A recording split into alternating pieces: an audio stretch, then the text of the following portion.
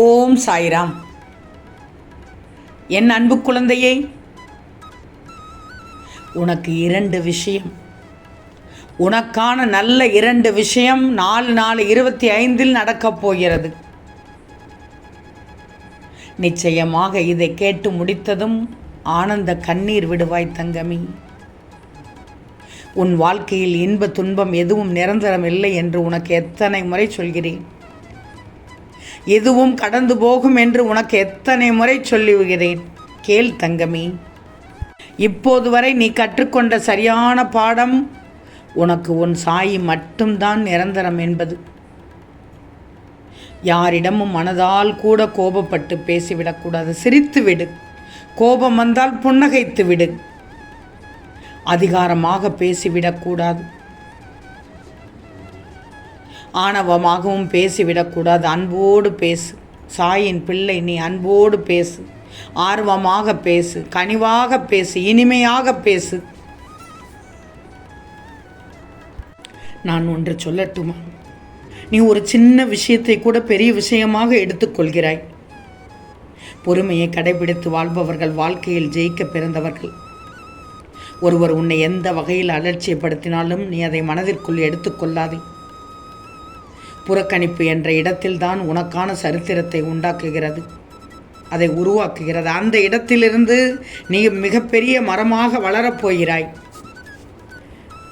நான் மட்டுமே அனுசரித்து போக வேண்டுமா என நினைக்காதே.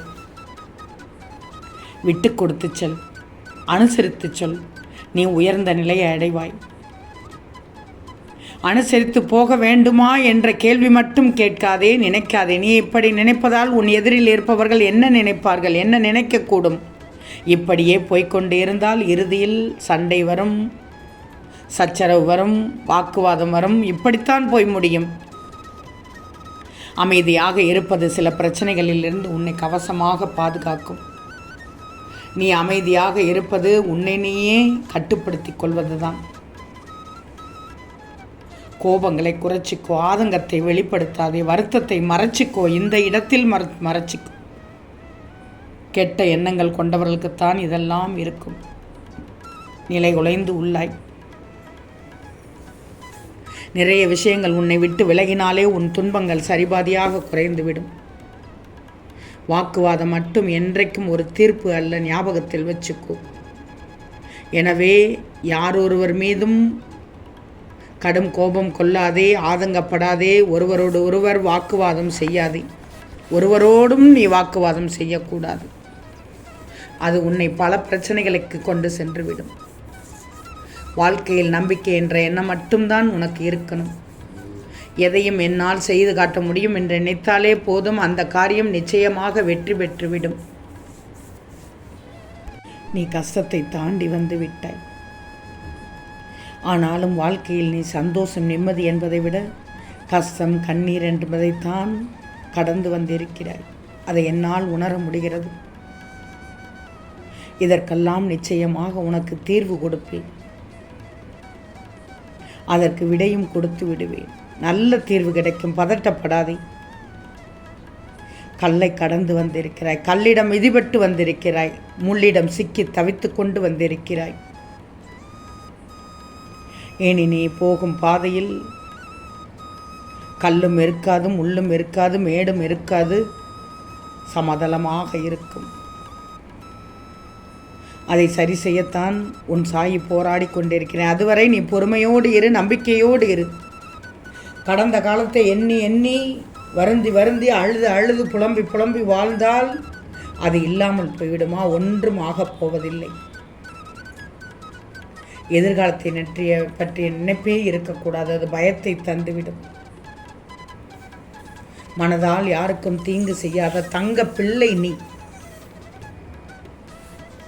ஒவ்வொரு நாளும் மகிழ்ச்சியான நிகழ்வுகள் நடக்காதா என்று எதிர்பார்த்து காத்து கொண்டிருக்கிறாய். நடக்கும். உன் வெற்றிக்கு தேவையான அனைத்தையும் நான் உனக்கு பார்த்து பார்த்து செய்வேன். நீ ஏங்கி தவிக்கும் கனவுகள் அனைத்தையும் பலிக்கச் செய்வேன். என்னிடம் கேட்பது, கெட்டவர்களும் கெட்டது செய்பவர்களும் நன்றாக இருக்கும்போது நல்லவனான நான் மட்டும் ஏன் கஷ்டப்பட வேண்டும்? கஷ்டத்தை மட்டும் ஏன் சாயி எனக்கு தரணும் என்று நினைக்கிறாய், கேட்கிறாய்? உன்னை போல எல்லாருமே தான் இங்கு கேட்கிறார்கள். அப்படியென்றால் எல்லோருக்கும் இப்படித்தான் நடக்கிறதா என்று கேட்பாய். உண்மை தங்கமே. நல்லவர்கள் புலம்புவது தொடர்கதை இதுதான். ஒன்றுக்கும் உதவ மாட்டாய் என்று உலகம் உன்னை உதைத்தாலும் ஓடுவதை நீ நிறுத்தக்கூடாது. வெற்றிக்காக ஓடுவதை நிறுத்தக்கூடாது. வாழ்க்கையில் நீ உயர்ந்த லட்சியத்தை ஏற்படுத்திக் கொள். அதற்காகவே உன்னை மனிதனாக கடவுள் படைத்து இருக்கிறார். ஞாபகத்தில் வச்சுக்கோ. குறிக்கோள் இல்லாமல் வெறுமனே வாழ்வதில் அர்த்தமே இல்லை. நீ ரோஜாவா, தாமரையா, அல்லியா என்பது ஒரு விஷயமே அல்ல. நீ மலர்கிறாயா என்பதுதான் பிரச்சனை. யாருக்கும் ரசிக்க தெரியவில்லை என்பதற்காக நிலவு அதன் அழகை இழந்து விடுமா? இல்லையே. அதுபோல் உன் அருமை தெரியாதவர்களை கவனத்தில் கொள்ளாதே. நல்லதே நடக்கும் என்ற எண்ணத்தோடு நீ செய்யும் எந்த முயற்சியும் வீணாகவே ஆகாது. உனக்கு நல்லதைத்தான் நான் செய்வேன், நல்லதைத்தான் தருவேன். கொடுக்கும் அனைத்தையும் வாங்கிக்கோ, அதை நல்லபடியாக பயன்படுத்திக்கோ. அனைத்தும் நல்லதாக நடக்கும். வாழ்க்கையில் போராடு, தப்பில்லை. போராட்டம்தான் வாழ்க்கையில் உன்னை நேர்வழியில் மட்டும் செல்ல செய்யும். துணிச்சலோடு செய்வாய், துணிச்சலோடு செல்வாய், சமாளிப்பாய், போராடுவாய். துணிச்சலோடு சமாளித்து போராடினாலே வெற்றி நிச்சயம்தானே. உன்னால் முடியும் என்று உன்னாலே நம்ப முடியாத அளவுக்கு நீ சாதிக்கப் போகிறாயே.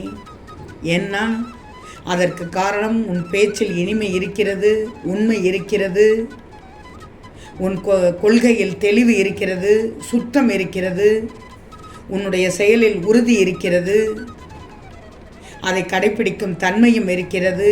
இதையெல்லாம் சரியாக செய்ததால் தான் எதையும் சாதிக்க முடிகிறது.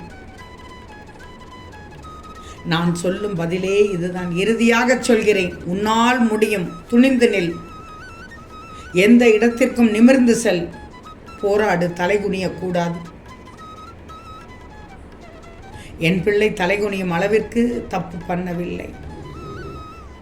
அனைவரிடமும் நேர்மையாகத்தான் இருக்கிறாய். நல்லதுதான் செய்கிறாய். நல்லது செய்யும் என் பிள்ளைக்கு நல்லது நடக்கும். அது நன்மையாகத்தான் இருக்கும். உன் சாயி சொன்னால் சரியாக இருக்கும் என்பதை மட்டும் ஞாபகத்தில் வச்சுக்கோ. இனி உனக்கான வாழ்க்கை, அழகிய வாழ்க்கை உன்னை தேடி வரும். அனைத்தும் நல்லதாக இருக்கும். இந்த சாயி சொல்வதை நம்பினால் நம்பியபடியே நடக்கும். நம்பாவிட்டால்